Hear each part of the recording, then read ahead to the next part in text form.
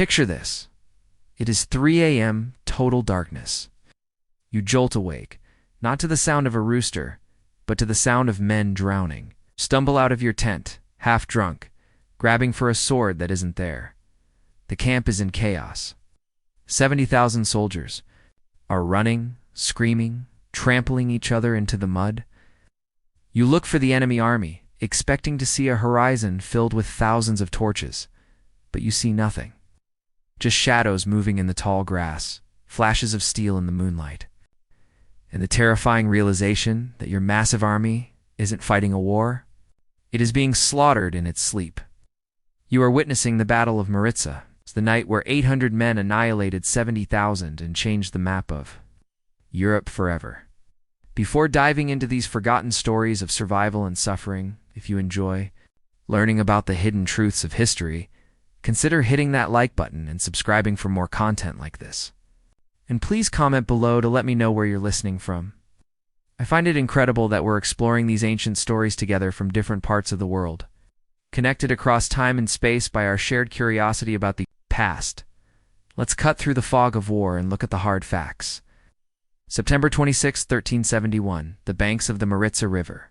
This wasn't a battle, it was a crime scene. On one side, you have the Serbian Empire. King Vukazin and his brother Ugliaga have assembled a coalition force that effectively emptied the Balkans of its military power. 70,000 men. To put that in perspective, Henry V won the Battle of Agincourt with about 6,000 troops. This Serbian army was a medieval juggernaut.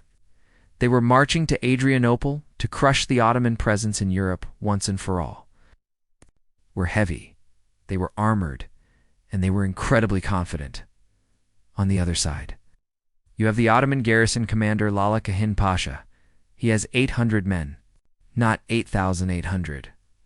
The math is simple and terrifying. The odds are nearly 90 to 1. But numbers don't fight battles. Discipline does. And that is exactly what the Serbian army lacked.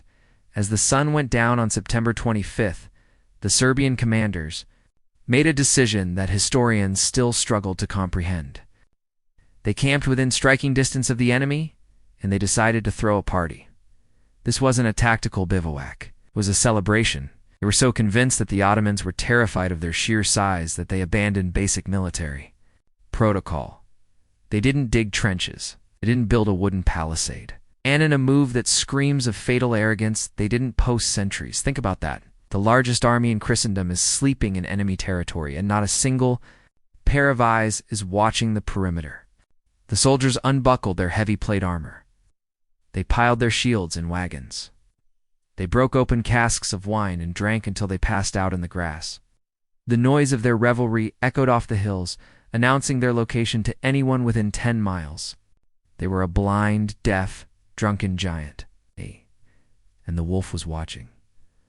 Lala Kahin Pasha didn't panic when he heard the reports of the massive army approaching. He didn't flee Adrianople. He rode out with his 800 Akanki. These were not standard infantry. These were irregular light cavalry, the shock troops of the early Ottoman state. They were fast, silent, and ruthless. While the Serbians were drinking toasts to their future victory, Kahin Pasha was observing them from the darkness. He saw the unguarded perimeter. He saw the dying fires. He heard the snoring replacing the singing. He realized that the 70,000 men in front of him weren't soldiers anymore. They were livestock. He split his tiny force into 2 detachments. He ordered them to muffle their horses' hooves. No torches, no battle cries. Yet they crept up to the edge of the Serbian camp like a tightening noose. The plan was not to engage the enemy in combat, but to induce a state of pure, unadulterated terror. Kahin Pasha knew that if the Serbians could form a line, his men would be dead in minutes. But if he could break their minds before he broke their bodies, the numbers wouldn't matter. He waited for the deepest part of the night, the hour when sleep is heaviest and the mind is groggiest. He raised his hand. The silence was about to end. The giant was about to be woken up, not by a kiss, but by a dagger. To understand how 70,000 men could be so colossally incompetent, we have to look at the ghost haunting their camp. His name was Stefan Dusan. known to history as Dusan the Mighty. Just 20 years prior, he had forged the Serbian Empire into the dominant superpower of the Balkans. He was a conqueror who strangled the Byzantine Empire and dreamed of sitting on the throne in Constantinople. Under his iron fist, the army was a disciplined machine. But empires built by strong men often have a fatal flaw. They shatter the moment. The strong man dies. When Dusan died suddenly in 1355, he left the throne to his son, Stefan Euros v. History, with its cruel sense of humor. Gave him a different title, Euros the Weak. The empire didn't just crack, it exploded into feudal anarchy. The central command structure evaporated. Regional lords turned into petty kings, fighting each other for scraps of land while the external threat gathered on the horizon. Enter the architects of our disaster. The Mernji Vivek brothers, King Vukasin, and despot Uglega. These weren't incompetent men in the traditional sense. They were capable warriors and shrewd politicians who had carved out their own semi-independent kingdoms in Macedonia. They were the strongest warlords left standing in the wreckage of Dusan's dream. But their strength was their weakness. They were accustomed to fighting rival Christian lords, engaging in the predictable, ritualized warfare of medieval Europe, where hostages were ransomed and battles were often decided by heavy cavalry charges. In broad daylight, the army they assembled at the Maritsa River was a reflection of this fractured reality. It wasn't a unified national force. It was a patchwork coalition, a bloated monster stitched together from the retinues of dozens of minor nobles, mercenaries, and reluctant levies. In such an army, the chain of command is a suggestion, not a law. Every minor lord thinks he's a general. Every unit answers to a different master. This explains the lack of sentries. In a unified army, a single general gives the order to dig trenches and it happens. In a feudal coalition, everyone assumes someone else is doing the dirty work. The nobles were too proud to order their own knights to dig in the dirt, and the mercenaries were too drunk to care. They were operating under the fall of the Balkans mindset, a state of denial where they believed their sheer mass would terrify the enemy into submission. They viewed the Ottomans not as a disciplined military state, but as a loose band of nomadic raiders. Vukasin and Uglega believed they were marching to swat a fly. They didn't realize that while they were playing feudal politics and measuring their egos, the Ottomans had been refining the art of war into a science. The Serbian Empire was a glass cannon, massive, terrifying to look at, but brittle. All it would take was one well-placed strike to shatter it into 1,000 bloody pieces.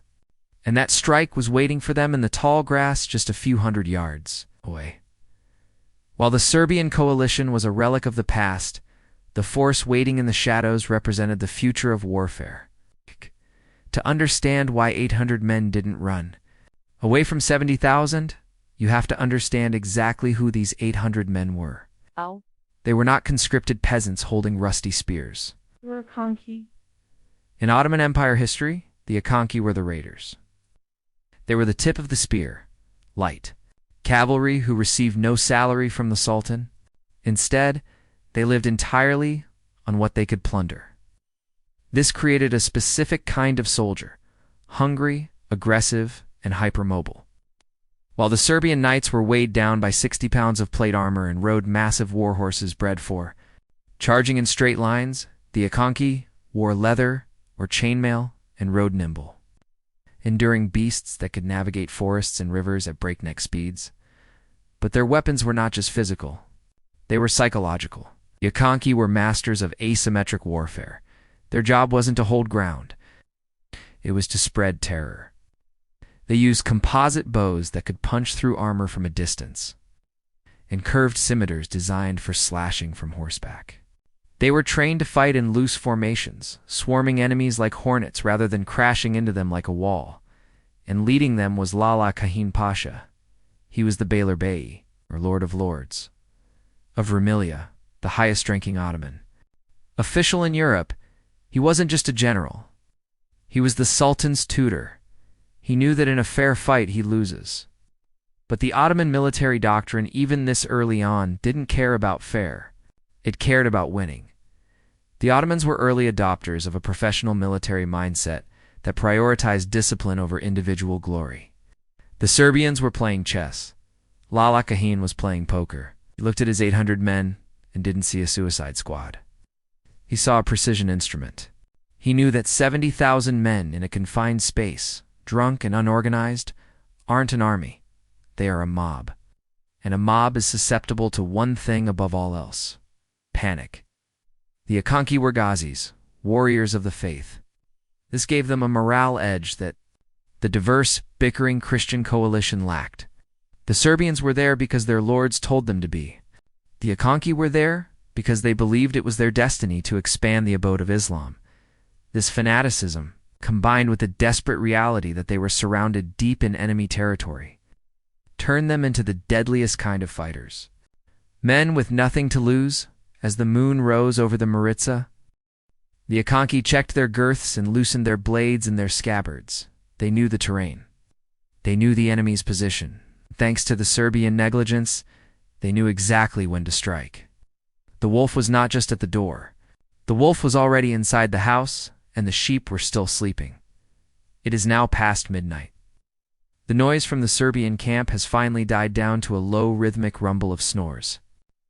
This is the 0 hour, the psychological breaking point that Lala Kahin Pasha has been waiting for.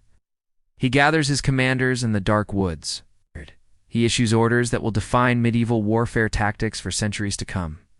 He knows that. He cannot just ride in and start swinging swords. If the Serbians realize they are only fighting 800 men, they will rally and crush them. The goal is to create an illusion. He needs to convince 70,000 men that they are surrounded by an army twice their size. First, the stealth.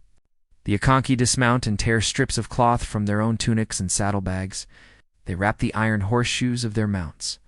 This is an ancient technique rarely seen on this scale. 800 horses, usually a thundering earthquake suddenly, become ghosts. They move through the underbrush with barely a whisper. Next, the deployment. Kahin Pasha splits his force. He doesn't keep them in a solid block. He spreads them out in a thin, wide circle around the Serbian camp. Imagine a noose tightening around a neck. By spacing his men out, he ensures that when the attack begins, the noise will come from every direction simultaneously. North, south, east, west. To a sleepy, drunk soldier waking up in panic, it will seem like the entire horizon is attacking. Finally, the weapons of psychological warfare. Every Akanki is equipped with 2 torches, but they are unlit. They have drums, they have trumpets, and they have their voices. Kahin Pasha instructs them to wait for his signal. The plan is a gamble of suicidal proportions. If a single Serbian sentry had been posted, if one soldier had walked into the woods to relieve himself and spotted them, the element of surprise would vanish, and the Ottomans would be massacred. But the forest remains silent. Serbians sleep. On, secure in their arrogance, the Akanki creep closer. 50 yards, 30 yards, 20. They are so close they can smell the stale wine and wood smoke. They can see the faces of the men they are about to kill. The tension is suffocating. Every horse snort, every snapping twig sounds like a cannon shot in the ears of the Ottoman riders. The giant does not wake. Lala Kahin Pasha draws his scimitar. He looks at the moon. He looks at his men. The trap is set. The elephant is asleep, and the wolf is at its throat. He nods, and then he gives the order that will turn the Maritsa River to a graveyard. The silence broke, not with a whimper, but with a roar that shook the very earth. At Lala Kahin Pasha's signal, the darkness exploded. 800 drums began to beat in unison, a thunderous, rhythmic pounding designed to mimic the marching cadence of a massive infantry legion. Simultaneously, hundreds of trumpets screamed into the night air. The Akanki lit their torches, 2 per man, and began to ride in frantic, overlapping circles. From the perspective of the waking Serbian soldiers, the effect was apocalyptic. One moment there was pitch blackness. The next, the entire perimeter of the camp was ringed with fire. The optical illusion worked perfectly. The swirling lights made it impossible to count the enemy. It looked like a sea of fire, a ring of hell, closing in from all sides. To the drunken, groggy minds of the Serbian conscripts, this wasn't a raiding party. It was the entire Ottoman host. It was the Sultan himself descending upon them with the wrath of God. Panic is a contagion. It spreads. Faster than any virus? In the center of the camp, men scrambled out of their tents, tripping over guy lines and piles of armor. The command structure, already weak, evaporated instantly. There were no officers shouting orders, only men shouting in terror. The Turks are here. Run. We are surrounded. And then the arrows began to fall. The Akanki didn't need to aim. The target was a city of tents. They rode the perimeter, loosing shaft after shaft into the mass of confused humanity. They weren't shooting to kill specific targets. They were shooting to amplify the chaos. Arrows zipped through tent canvas, struck horses, and pierced the unarmored backs of fleeing men. But the true genius of the night attack was not the damage the Ottomans inflicted. It was the damage the Serbians inflicted on themselves. In the confusion, shadows became monsters. A Serbian knight, half-armored and blinded by adrenaline, would see a figure running toward him with a sword. Crest, he would strike. And just like that, brother killed brother, ally killed ally. The camp descended into a frenzy of fratricide. The Ottomans stayed on the outside, circling like wolves, herding the sheep into a tighter and tighter kill zone, while the sheep tore each other apart. The noise was deafening. Screams of men, the whinnying of wounded horses, the roar of the fire that had now caught on to the dry tents. It was a cacophony that drowned out any attempt at reason.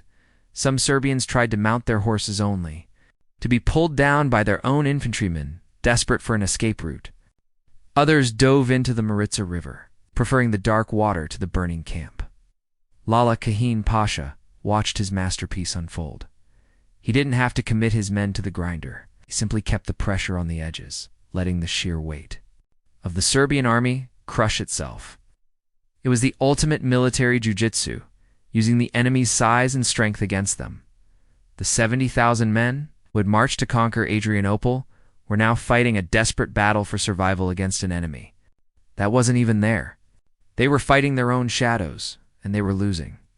The riverbank, once a place of feasting, was rapidly becoming a slaughterhouse, as the first light of dawn threatened to reveal the truth that the giant army surrounding them was. Nothing more than a few hundred raiders. It would be too late. The Serbian army was already broken. The rout had begun. The only thing more dangerous than an attacking army is a fleeing one. As the phantom encirclement tightened, the mass of 70,000 men behaved like water under pressure. It sought the path of least resistance. That path led directly into the Maritsa River. In the darkness, the river looked like salvation. It was a way out, a barrier between them and the demons attacking from the woods. Thousands of men plunged into the water, but they had forgotten the physics of their own profession. These were heavy infantry and knights. They were wearing chainmail, hauberks, gambesons, and plate armor. A fully equipped man-at-arms carries 40 to 60 pounds of steel. Ow. On land, it makes him a tank. In water, it makes him an anchor. The horror of what happened next is difficult to articulate. The first wave of soldiers jumped in and immediately sank, dragged down by the weight of their own protection. They didn't just drown.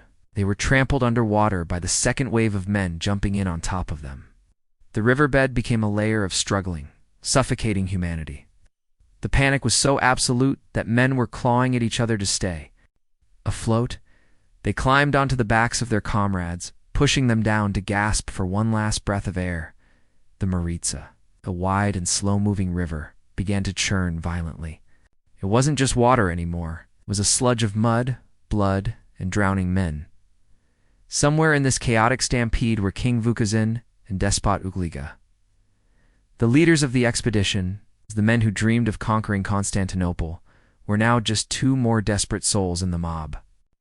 History is hazy on the exact moment of their deaths, which is perhaps the ultimate indignity for men of their stature.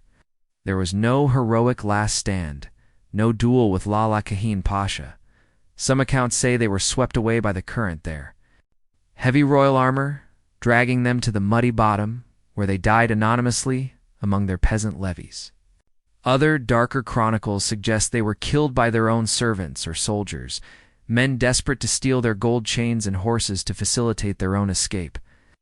The grand architects of the Serbian Empire's revival vanished into the dark water, leaving no bodies to bury. As the sun began to rise, the full scale of the military blunder became visible. The Ottomans, who had barely lost a single man, stopped their pursuit. They didn't need to chase anyone. The river had done their work for them. Turkish chroniclers later gave this location a name that sticks in the throat: Samsindik, the Serbian route, or the Serbian destruction. They wrote that the river was so choked with corpses that the surviving Akanki could ride their horses across the water on a bridge of human bodies. While that is likely poetic exaggeration, the reality was grim enough. Thousands had died by the sword, but tens of thousands had died by the stampede in the water. The army was not just defeated, it was evaporated. In a single night, the military backbone of the Christian Balkans had been snapped. The 70,000 men who marched with the arrogance of conquerors were now drifting downstream toward the Aegean Sea, leaving the gates of Europe wide open for the Ottoman advance. The sun rose over a silent field. The drums stopped. Trumpets faded. All that was left was the sound of the river flowing a little heavier and a little redder than before. When the sun finally rose on September 27th, it didn't just illuminate a battlefield. It exposed a lie. The surviving Serbian soldiers who had managed to scatter into the surrounding woods looked back, expecting to see a horizon filled with thousands of Turkish soldiers. Instead, they saw a ghost town.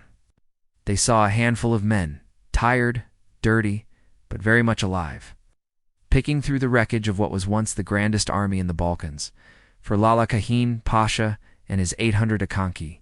The scene was surreal. They walked through a camp that was still set for a feast. Tables were overturned, spilling wine that mixed with the blood on the grass. Gold goblets, jeweled swords, silk tents, and chests of silver coins were lying abandoned in the mud.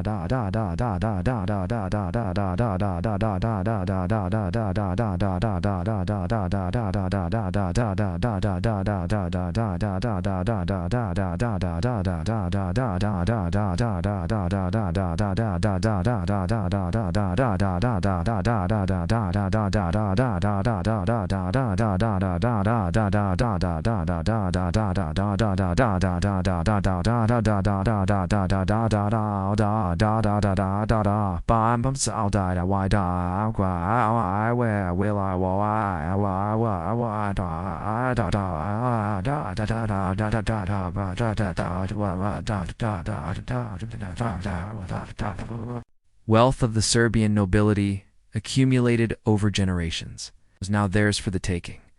But the most shocking sight was the river. The chroniclers tell us that the Maritsa was so choked with debris horses, wagons, and men that the flow of water was visibly slowed. It was a landscape of total, absolute devastation. This moment marked a profound psychological shift in the region. Till that morning, the Christian kingdoms of the Balkans viewed the Ottomans as a temporary nuisance, barbarians who would eventually be driven back to Asia.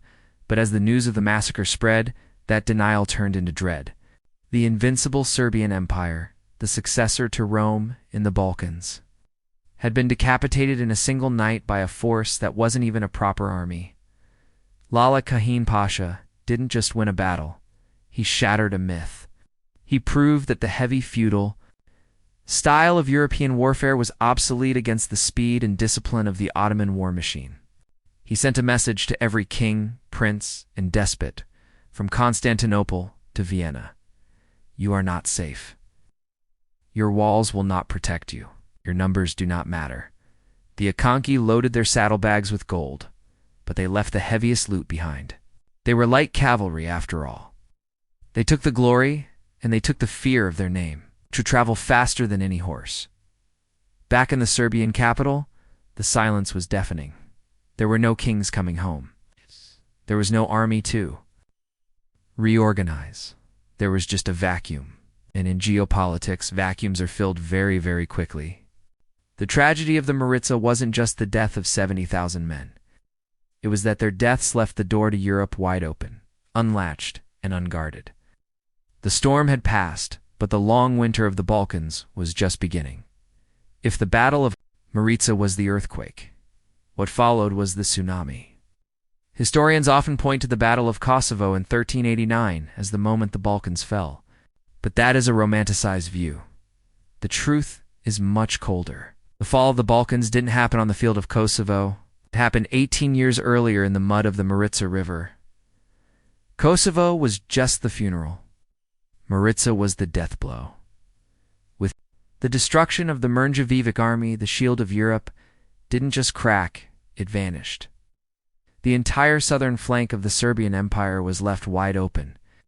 There were no garrisons left to man the walls. There were no nobles left to raise levies. The demographic damage was catastrophic.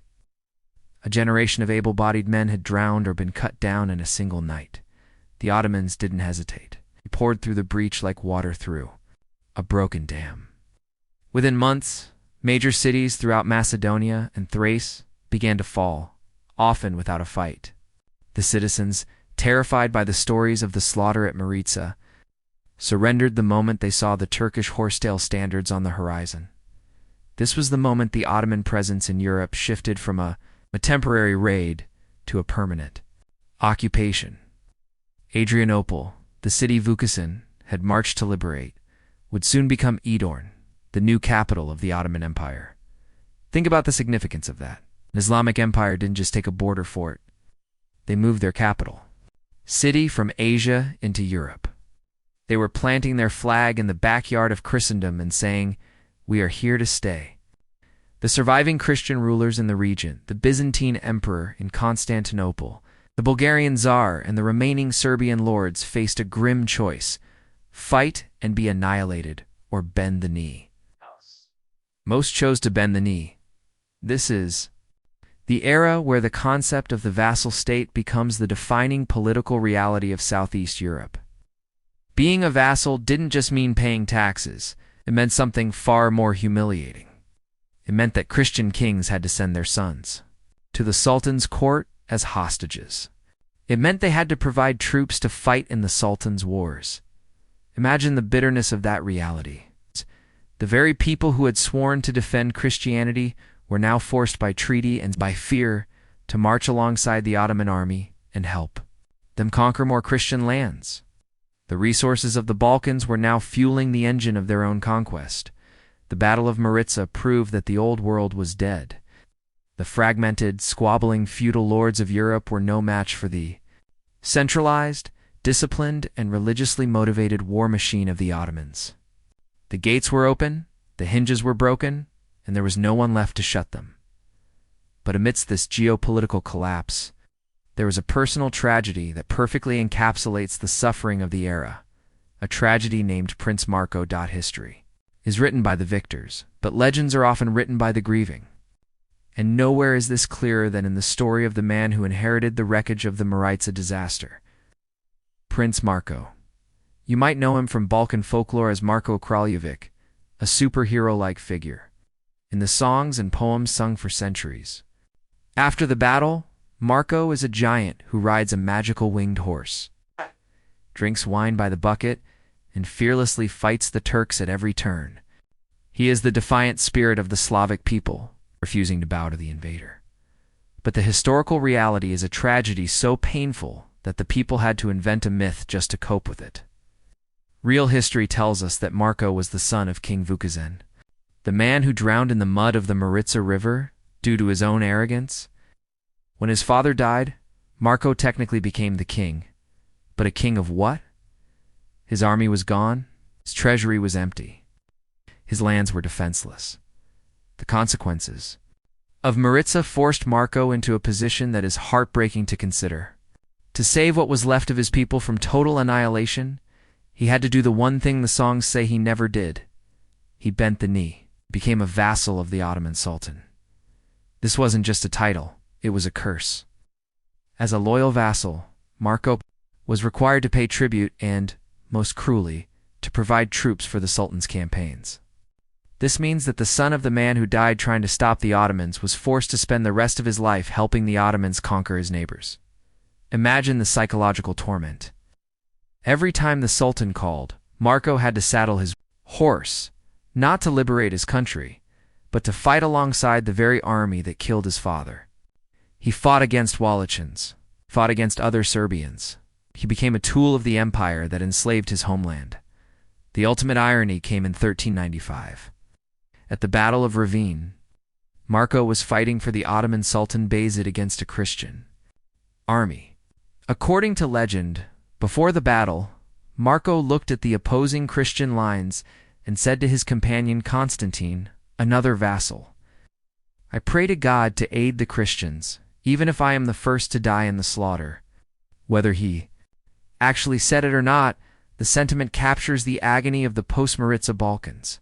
He did die in that battle. He died fighting for his enemy, against his faith, trapped in a web of consequences spun on that drunken night in 1371. The Battle of Maritza didn't just kill 70,000 men, it killed the future. It turned kings into servants, and heroes into tragic figures who could only find redemption in fantasy because their reality was too bitter to bear. History is often taught as a series of dates and maps, but at its core, it is a study of human nature. And the Battle of Maritza stands as perhaps the most brutal lesson in human nature ever recorded on European soil. It challenges our understanding of power. We are wired to believe that bigger is better. We believe that an army of 70,000 men is inherently superior to a band of 800. But Maritza proves that strength without discipline is just weight. In fact, the sheer size of the Serbian army became its greatest liability. It was too big to hide, too slow to react, and too arrogant to believe it could be hurt. Lala Kahin Pasha and his Akanki didn't win because they had better swords or divine intervention. They won because they respected the reality of war. They understood that a giant sleeping is weaker than a dwarf who is awake. They exploited the one vulnerability that no amount of armor can protect against: complacency. In the modern world, we often see powerful institutions, whether they are corporations, dynasties, or nations, fall, not because of a stronger external enemy, but because they rotted from the inside. They stopped posting sentries. They started celebrating before the victory was won. They believed they were too big to fail. The Serbian Empire was the Titanic of the 14th century, steaming full speed ahead into the dark, ignoring the icebergs, convinced of its own invincibility. The legacy of that night at Chernobyl is written in the blood of the Balkans, paved the way for 500 years of Ottoman dominance. It changed the languages, the religions, and the cultures of millions of people. It created a trauma so deep that it birthed legends of superhero princes to mask the pain of total collapse. So the next time you find yourself feeling invincible, you see a giant that looks unstoppable, remember the Maritza River. Remember the silence of the forest before the drums began. Remember that 87 men ran for every one man that chased them. And remember that in the end, history doesn't care how many soldiers you have. It only cares how awake you are.